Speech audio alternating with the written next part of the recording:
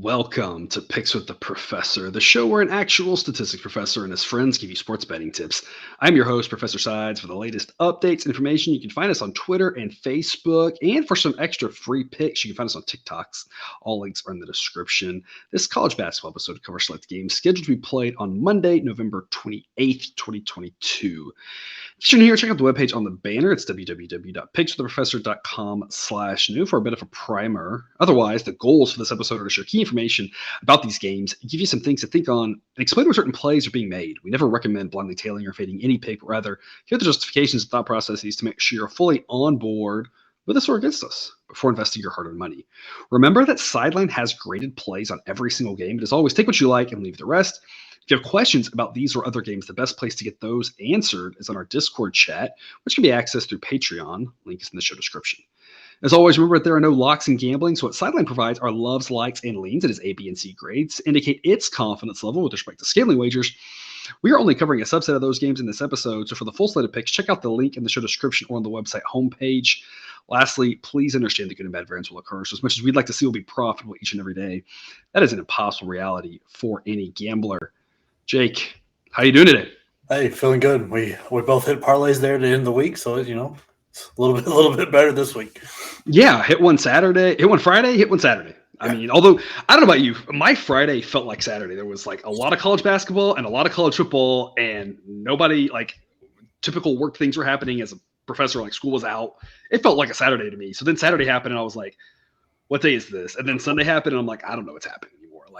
I feel like for me, as with being a professor, like the holidays, like really always mess me up. This one, winter break, everything just throws me off completely. Yeah, I'm the same way. Like it'll take me till almost Christmas to get my feet back and like what day it is. But and then Christmas will happen, and then you'll be off again. Terrible. But it was an epic weekend of college sports, and loved all the basketball. I was so happy with it all. Yeah, a lot of good games. They've done a much better job, I feel like, in recent years of having more good games. They've always had some big games, but it's always felt like one or two at a time in the non-conference slate. But I feel like as the time's gone on, they've gotten a lot better at having more and more and more interesting, good games to watch and keep an eye on versus just like, well, there's one game that it's like, oh, there's like 6 or 7 that are actually kind of good. Yeah, like those. The more Thanksgiving tournaments we get, the better. I mean, like the Phil Knight Invitational. Mm-hmm. That was just incredible. That was just except for Villanova, right? Yeah, well, I mean, you can't bat 100 on it. It's just you're gonna miss somewhere. Speaking of, I mean, Purdue. I mean, I don't have a hat on, but tip of the cap, Purdue. I mean, looking like a legit national title contender.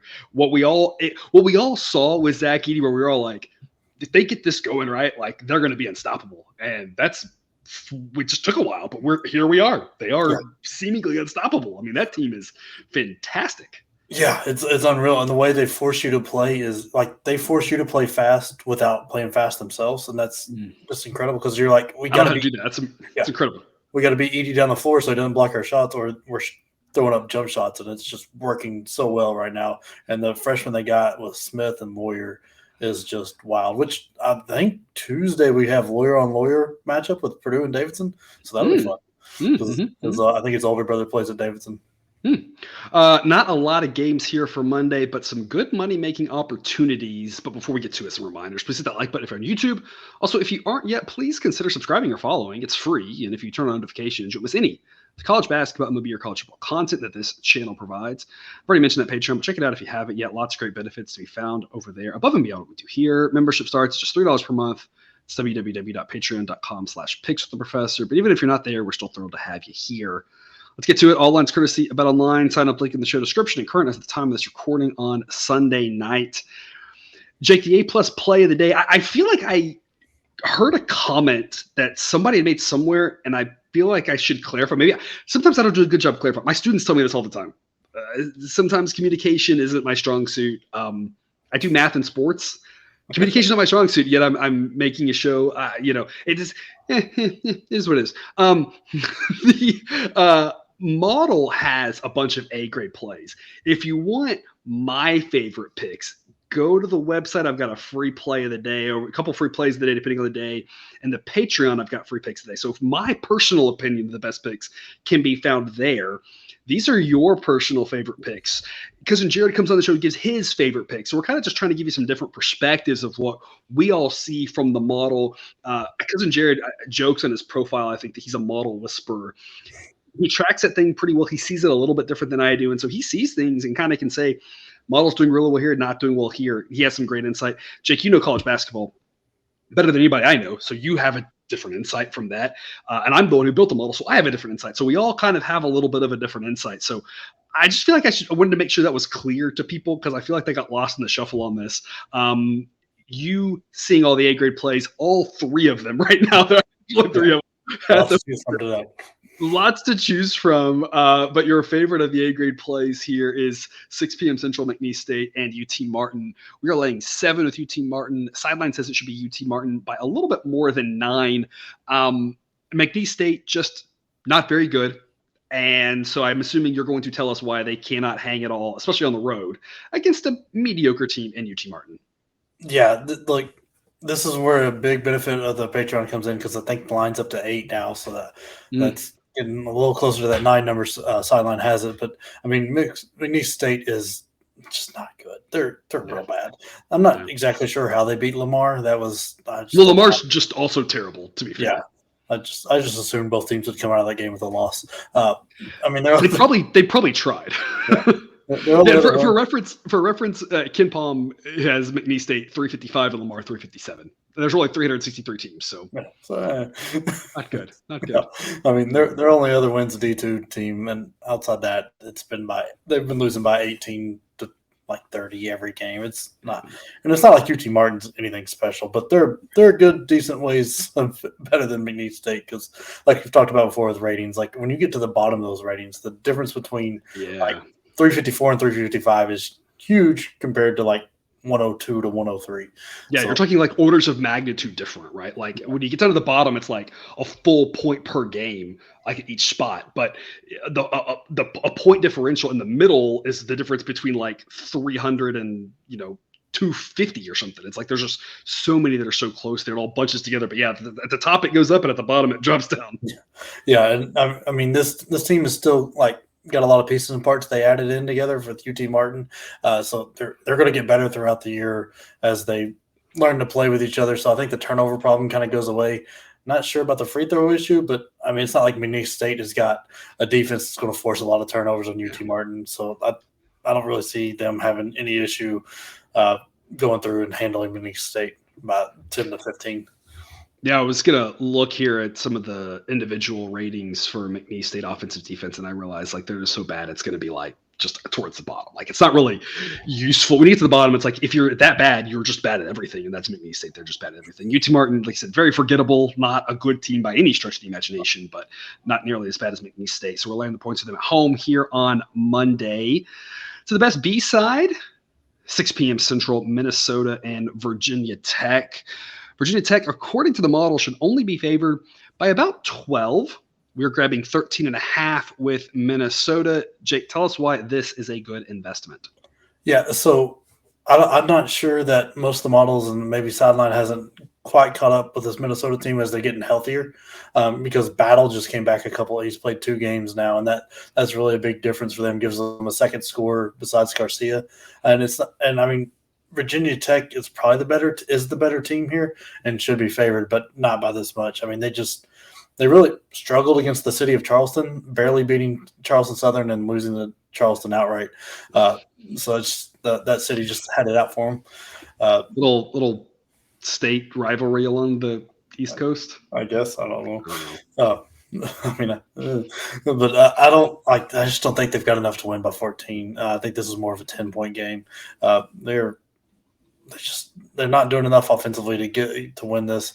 With Minnesota getting healthier, I think they're going to get better and show up a little more. I mean, Battle is a big piece, and I know they've still got 2 or 3 guys out, but he was the big missing piece, and I think he'll make a bigger difference in this game. Virginia Tech's just getting a little too much respect, and Minnesota's not getting enough here.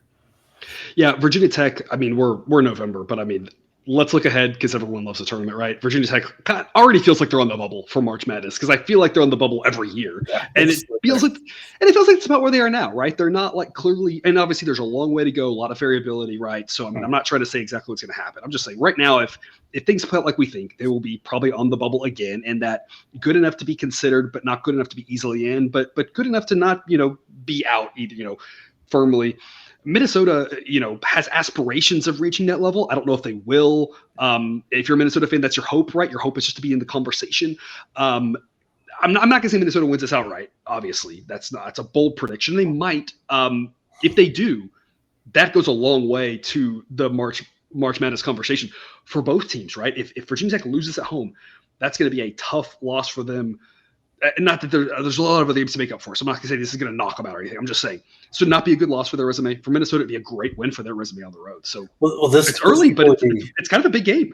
This could be a difference maker, right? Because if the season goes the right way for Minnesota and Virginia Tech kind of stays where they're at, they could be right at the same line, right? Yeah, this could be a very big difference maker for them. So it's a big game. And I was just thinking about this as I thought about it. Why are we getting so many Big Ten ACC games outside of the Big Ten ACC Challenge? I mean, you just had Duke, Purdue, and now you got Virginia Tech, Minnesota, and I think Michigan even played the ACC team already.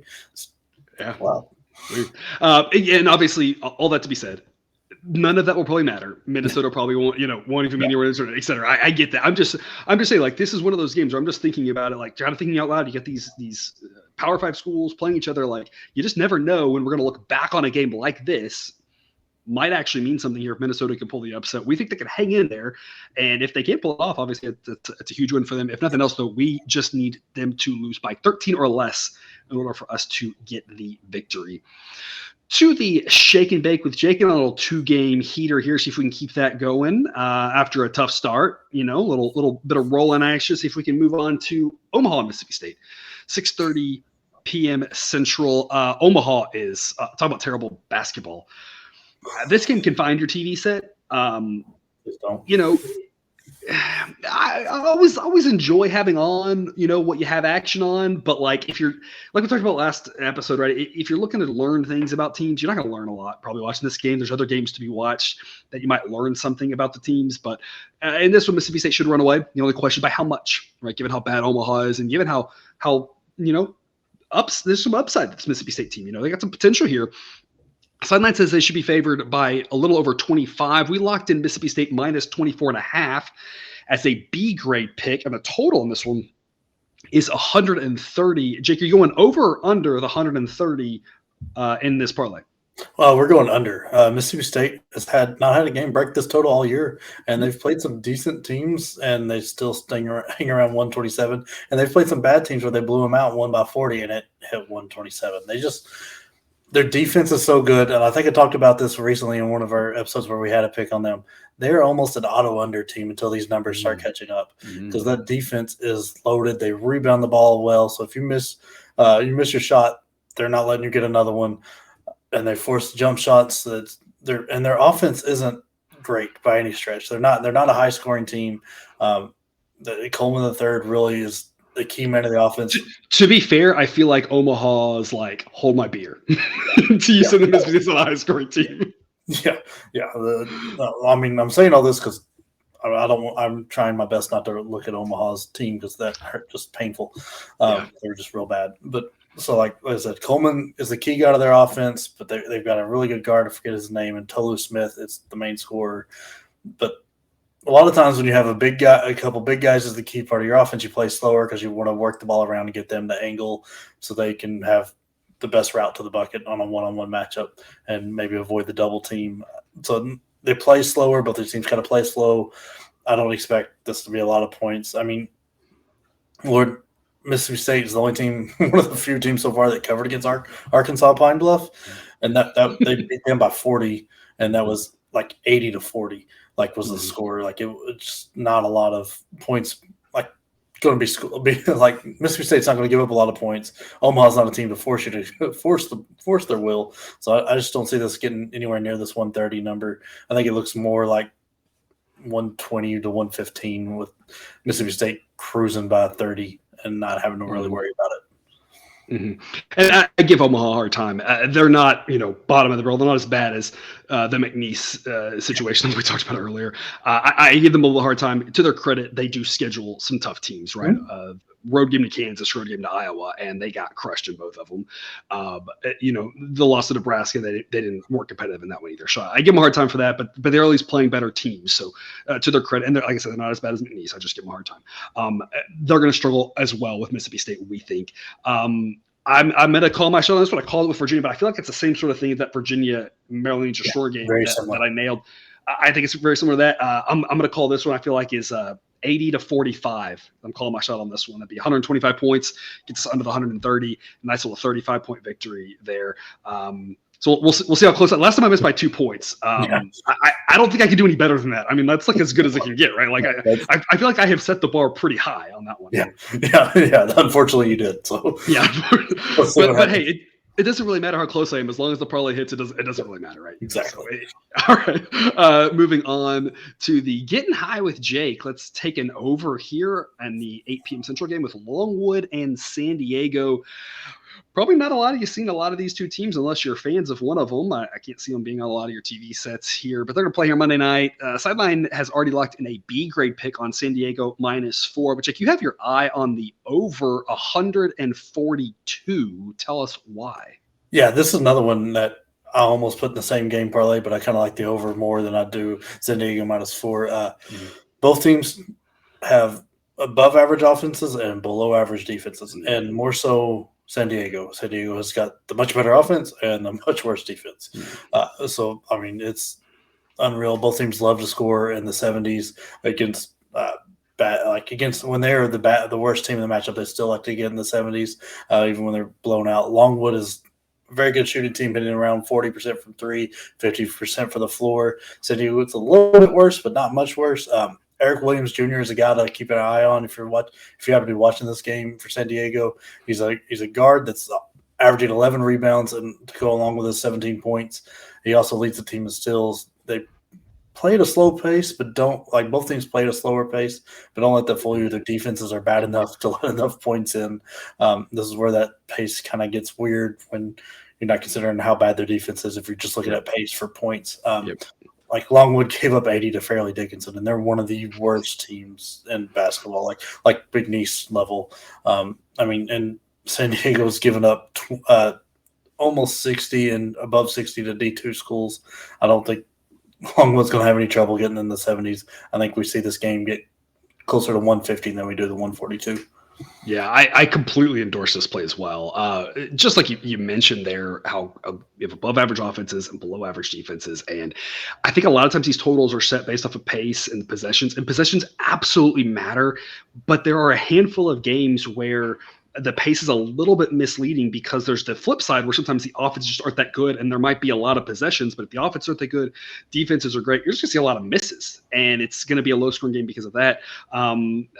We saw some of the tournament games. I can't quite remember off the top of my head, but we've seen some of those where it's like the teams were just bricking left and right. And it was like good defenses, good offenses, but better defenses, right? And those, when both teams are that way, the possessions, they matter, but not quite as much as you'd think. And now we have the flip side where they don't play fast, but there's going to be a lot of scoring because these defenses are not good. Yeah. It's one of those that quality of the possession is a lot higher than in the pace indicates. Right. It's kind of an outlier a little bit on the quality of possession with the way this goes, because a lot of times teams play, you don't have quite such a advantage to the same direction. In a lot of games, it's it's a little bit of advantage one way, a little bit the other way, and it kind of falls around the median. And so you just look at possessions, and that's what matters. But you get these kind of games at the top of the distribution and the bottom of the distribution that really affect it here. The last thing I want to say on this, and Cousin Jared talked about this when he was on, this being a 4-point spread, Sideline has a 5-point projection here. If it's a 4 or 5-point game, anywhere in that ballpark, that helps our over a lot. There is a perfect scenario where that actually makes it go less points, where it drops, but we've got overtime as a possibility to go higher. We've got quick possessions because it's a 1-point game and people are trying to score before the other team can, that sort of thing. And you got fouls, of course. So you got a lot of ways that this can accelerate points down the stretch. Not all of them, but it's more likely to help us than hurt us. So it's another reason to like the over in this game. So again, we're all over the over 142 out in San Diego. To the must-see TV slot here, Jake, must-see TV, must-see on your laptop or your iPad or your TV if you're casting. This is a game that's not going to be on, if you go to the ESPN app, which a lot of times is a great spot to go for where the game is on TV, it's not going to show anything listed because this game is on the Mountain West Network. It's free. You can download the app or you just pull it up on your browser. That's what I do. I pull up my browser on the iPad. I should be in those progressive commercials probably because I'm just like an old guy at this point. I've turned to my parents, right? Pull up my, on Safari, on my iPad without having the app. But you just go to the Mountain West, just Google Mountain West Network. It's free to watch. Should be an interesting game here. Sam Houston State at Nevada. It's our must-see TV spot. Sideline says this should be about a pick 'em. We talked previously about Sam Houston State. They're just like an auto play at this point. Sideline's locked in. Sam Houston State plus 2.5 as a B grade pick. Toss-up game. I think the plus odds on the money line makes a lot of sense too. That's just my take. Jake, why is this a good investment for the viewer? Yeah, both these teams are playing better than expected coming into the year. Sam Houston State a little more so than Nevada because everybody was expecting them to be kind of bottom barrel, and they are really showing otherwise. They're just a very balanced team. They're getting around 72 points, and they've only got one person average double digits, and it's at 12. They just get points from everybody. They force turnovers. Like right now, it's still at 26% of their opponent's possessions end in a turnover. Top 50 defense according to Ken Palm. Yeah, they just make life hell on everybody, and it's fun to watch. They don't play at a necessarily fast pace on offense, so but they just make your life so hard on offense and just turn you over because I mean they're up there getting 20 plus turnovers in most games against very good competition. Yeah. And I mean Nevada is playing very well too. They're playing a tiny bit faster, but not enough to make a difference. But they are just very good. They brought in Jared Lucas from Oregon State, who's leading them in scoring. But there's not as much balance. It's mainly through him and a couple other guys behind him. I think the turnovers are going to get to them, and that's going to allow Sam Houston State to stay in the game, cover, probably even win it outright, if you had my opinion on it, but definitely cover. Your only worry here is that Nevada is a very tall team. According to Ken Baum, they're the 16th tallest, where Sam Houston State's very short. So that can come back to bite them, but I think Sam Houston gets them playing in a kind of game where they take the size out of it, like teams try to do with Edie, where you pressure turnovers and don't let their size come into play. So I think that's going to happen, and that's how Sam Houston State will be in this game. Yeah, like you said, Nevada has definitely outperformed expectations.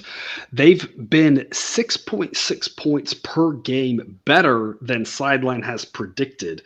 However, that doesn't really hold much of a candle to Sam Houston, who's been 17 points better on average than the model predicted. 17 points, and that's 6 or 7 games into the year. 6 games into four games that the model is projected because 2 are against Division II or NAI or whoever schools, but yeah, for 4 games, I mean, 17 points is really high. So obviously that's a little bit small sample size. By the end of the year, nobody will be that high because they will underperform and some of that will balance out, right? So it's a little bit of early season fun with numbers, but just kind of to illustrate, like I said, Nevada is definitely overperforming expectations, but Sam Houston even more so. Kudos to Nevada, but I think you and I both like Sam Houston State here to go on the road and get the win. Plus odds here, like I said, I think makes a lot of sense. Yeah, it's that's probably where most of my play is going to be, to be honest. But Yep, makes a lot of sense. Alrighty, that's it for us today. Jake, any parting words?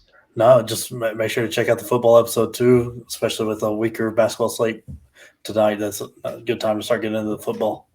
Absolutely. All right. Well, thanks for tuning in to another episode of Picks the Professor. Don't forget to subscribe so you can ensure all the sports betting content we provide on this channel. It's jumped right into your feed. We'll be back again tomorrow with more college basketball betting tips. And until then, as always, best of luck. And remember, you can eat your betting money, but please don't bet your eating money.